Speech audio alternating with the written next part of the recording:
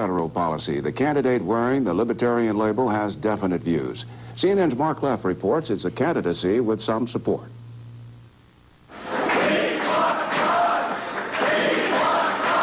Ron Paul is over his first hurdle. He's already won his party's nomination, beating American Indian activist Russell Means and 2 other candidates at the party's convention in September. He got to his present position by being a 3-term conservative Republican congressman from Texas, then by quitting the Republican Party because it wasn't conservative enough. We're at a stage now where the radical, liberal, Democratic big spenders call Ronald Reagan a big spender. There's something wrong. So far, Paul and his party haven't been big spenders. Through October, they'd raised less than 10% of their $5 million goal. Paul supports the Libertarian Party's individualistic approach on labor relations. We don't deal with people in groups. We deal with only one item, one group, the smallest group, the true minority. That's the individual. And on foreign policy. We do not act in a confrontational way with our enemies, so to speak. We come back and we bring our troops home and we defend ourselves, but we don't go looking for a fight like we've been doing throughout this century. Where he does differ with the party platform is on abortion. The 52-year-old obstetrician gynecologist personally opposes it. The party is officially pro-choice. He says when asked, he'll state the party's position and his own, and point out that libertarians disagree. Mark Leff, CNN, reporting. And we welcome you, Ron Paul, to Inside Politics. Thank you. Your reaction when you get criticism for your candidacy? Haven't heard too much. I've heard nothing but encouragement, and I've been very, very pleased and surprised at it. But I think it's natural. I think that the Republicans and the Democrats have done such a wonderful job. People are so disillusioned that they're really looking for something, and I think they're going to be looking at the Libertarians this year. Getting any converts?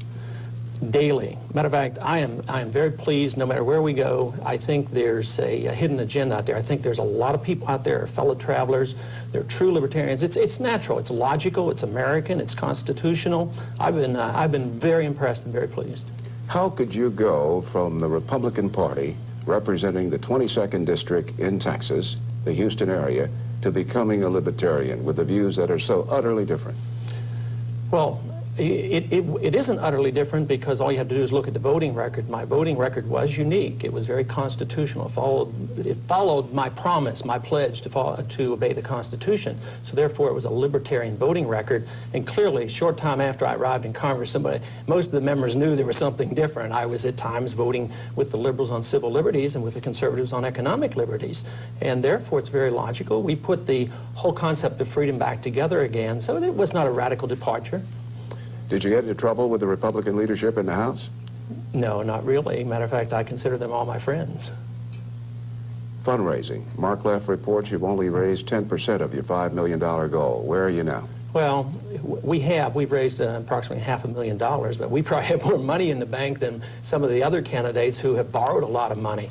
I think if you notice, some of the candidates in the Republican and Democratic parties have borrowed a lot of money. They're in debt. They're using the taxpayers' money. We run a tight ship, and we get a lot more money for our dollar. Issues. You say that you would immediately eliminate, wipe out the federal deficit by slashing programs across the board.